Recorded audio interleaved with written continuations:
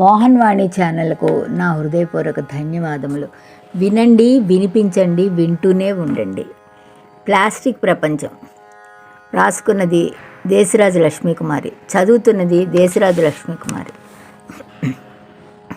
పొద్దున్నే నిద్రలేచాను. మొహం కడుక్కుని స్నానానంతరం భగవంతుని పూజ చేసుకుందామని అమ్మాయి పూలు ఎక్కడున్నాయే అని అడుగుతుంది పార్వతమ్మ కూతుర్ని. నేను సంత కదమ్మా, సంతలో పూలు తెచ్చి ఫ్రిడ్జ్లో పెట్టాను అంటుంది అమ్మాయి. పూల కొరకు ఫ్రిడ్జ్ తీసి పూలు తీస్తుంది.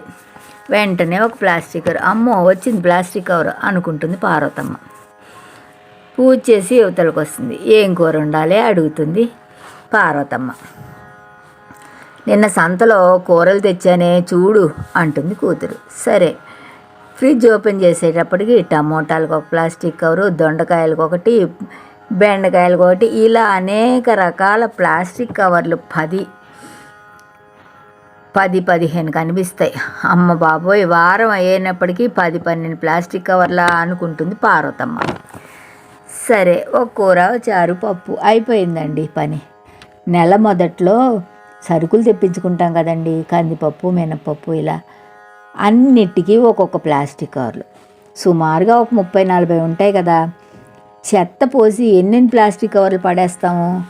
మళ్ళీ ఏదైనా కావాల్సి వస్తే అదేదోనండోయ్ 10 నిమిషాల్లో ఆన్లైన్లో మన గుమ్మం ముందు ఉంటుంది, తలుపు తట్టి ఇచ్చేస్తాడు 2-3 బ్యాగులు. ఈ మధ్యన కొత్తగా ఒక కాగితం సంచీలు మొదలయ్యాయి, పెద్ద పెద్ద సంచీలు. ఇంత చిన్న వెల్లుల్లిపాయలకి ఒక పెద్ద ప్లాస్టిక్ కాగితం కవర్ పట్టుకొచ్చి గుమ్మం ముందు పడేస్తాడు. ఒక సబ్బుకి ఇంత ప్లాస్టిక్ కవరు, ఇలా ఎన్నెన్ని కాగితాలు. ఈ లోపల పిల్లలు ఇంట్లో నచ్చలేదనుకోండి, ఆన్లైన్లో బిర్యానీలు, ఫ్రైడ్ రైస్లు తెప్పించేసుకుంటారు. అవన్నీ ప్లాస్టిక్ డబ్బాల నిండా వస్తాయి. ఎన్నెన్ని ప్లాస్టిక్ డబ్బాలు దాస్తాము. మళ్ళీ ఆ ప్లాస్టిక్ డబ్బాలకి ఇంకో ప్లాస్టిక్ కవర్లు. ప్యాకింగ్ అంటారు పిల్లలు. ఎంత బాగుందో చూడు ప్యాకింగ్ అంటారు. ఈ లోపల పిల్లలు బట్టల షాప్కి వెళ్తారు. బట్టల షాప్లో ఆన్లైన్లో కవర్స్. ఇంకా కావాల్స్తే కిచెన్ సామాన్లు మీషోలో, అమెజాన్లో తెప్పించుకుంటాం కదండి. అవన్నీ వంట పాత్రలు, పెద్ద పెద్ద అట్ట డబ్బాలండి. ఈ మధ్యన అట్ట డబ్బాలన్నీ పడేటప్పటికే అవుతుంది. ఇంకా చెప్పులు కొనుక్కున్నారనుకోండి, అన్నీ ఆన్లైనే కదా. చెప్పులు కొనుక్కుంటారు 10 జతలు. మనిషికి 10 జతలు అవసరమా చెప్పండి? 10 జతల చెప్పులు డబ్బాల్లో, 10 జతల బూట్లు అట్టపెట్టెల్లో. ఎన్నెన్ని పడేయాలండి. ప్లాస్టిక్ బ్యాగులు, అట్ట డబ్బాలుతో నిండిపోతుంది చెత్తవాడి డబ్బాలు. అమ్మ బాబాయ్, చూడు ప్లాస్టిక్ ప్రపంచం తలుచుకుంటేనే ఒళ్ళు గగ్గురు పొడుస్తుంది. అందరూ చెప్పేవాళ్ళే ప్లాస్టిక్ని తగ్గించండి, పర్యావరణాన్ని కాపాడండి అని. ఏది అంటున్నాం, కానీ అంటున్న కొద్దీ ఎక్కువైపోతుంది ఈ పర్యావరణ కాలుష్యం. అమ్మ భూమాత మమ్మల్ని క్షమించమ్మా. ఎక్కడ చూసినా పొల్యూషను, ఎక్కడ చూసినా ఈ చెత్త పేరుకుపోతుంది రోడ్ల మీద. కృత్రిమమైన పలకరింపులు, కృత్రిమమైన నవ్వులు, పైగా రీల్స్ తీయాలని వెనక నుంచి సెల్ ఫోన్లు. ఇదివరకు అయితే సంతకు వెళ్ళి సంచిలో కూరగాయలు వారానికి సరిపడా 2 పట్టుకెళ్ళేవాళ్ళు.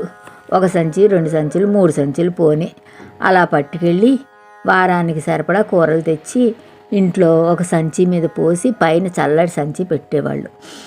అప్పుడు ఏమన్నా ఫ్రిడ్జ్లు ఉన్నాయా ఏంటి? వారానికి సరిపడా కూరలు అలాగే ఉండేవి.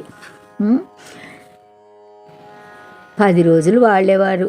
మరి ఇప్పుడు వారానికి సరిపడే కూరలు తెచ్చినా మళ్ళీ 10 నిమిషాల్లో ఇంట్లో వంటలు నచ్చలేదని చెప్పి సిగ్వి, టమోటా కదండో జమోటా, అన్నిటికీ ఆర్డర్లు పెట్టేసి ఫ్రైడ్ రైస్లు, బిర్యానీలు, ఇంక ఏది కావస్తే అది తెప్పించేసుకుంటారు అందరూ. అవన్నీ ప్లాస్టిక్వే.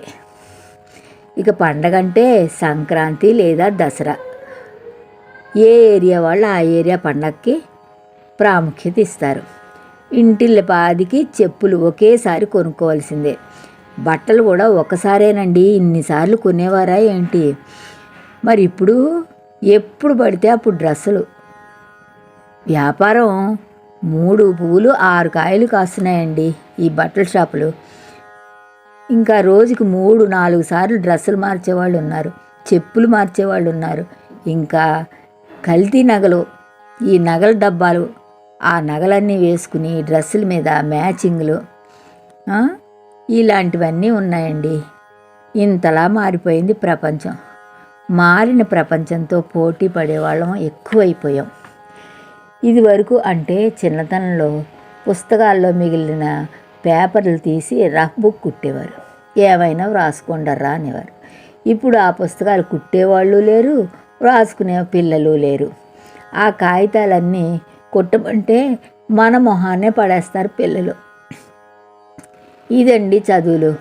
ఎప్పటికప్పుడు కొత్త పుస్తకాలు, కొత్త బ్యాగు, చిన్నపిల్లలు కొత్త కాంసెస్ బాక్సు స్కూల్లో ఇస్తారు.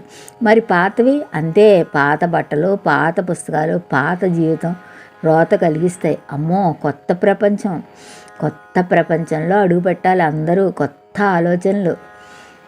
ఇదండి మనం కూడా కొత్త సంవత్సరంలో, ఆంగ్ల సంవత్సరంలో అడుగు పెడుతున్నాం కదండి. ఇప్పుడైనా మనస్ఫూర్తిగా నవ్వి పలకరించుకుందాం, రీల్స్ కోసం కాదు, రియల్ లైఫ్ కోసం. కొత్త సంవత్సరం అంటే ఆంగ్ల సంవత్సరం అండోయ్, సరేనా? కొత్త సంవత్సరంలో ప్లాస్టిక్ వినియోగాన్ని తగ్గిద్దాం. అందరూ అనే మాటలు కాదు, ఆచరణలో పెట్టాలి. భూమాతను రక్షించుకుందాం, పర్యావరణాన్ని ప్రశాంతంగా ఉంచుదాం, చెట్లను కాపాడదాం. ఏమంటారు మరి? మీ అభిప్రాయం కూడా అదే కదా. ఇదండి సంగతి. ప్రతి ఇంట్లోనూ ఉండేదే ఇది, కానీ ఏదో రాయాలి అనిపించి రాస్తున్నాం. అందరం ఒకసారి కలుసుకుందామా? మోహన్ వాణి ఛానల్కు నా ధన్యవాదములు.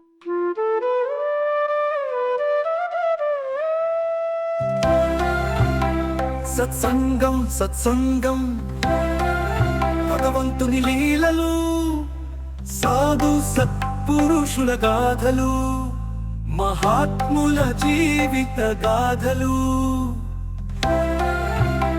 భగవంతుని తత్వం తెలుసుకునే ప్రయత్నమే సత్సంగం.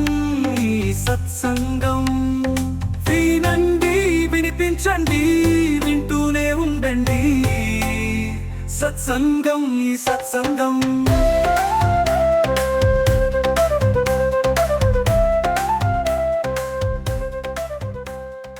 మన మోహన్వాణి కార్యక్రమాలు మీకు నచ్చినట్లయితే వెంటనే ఒక లైక్ చేయండి, అలాగే కామెంట్ చేయండి, ఎక్కువ మందికి షేర్ చేయండి. సబ్స్క్రైబ్ చేసుకోకపోతే వెంటనే మన ఛానల్కి ఇప్పుడే సబ్స్క్రైబ్ చేసుకోండి. ధన్యవాదాలు.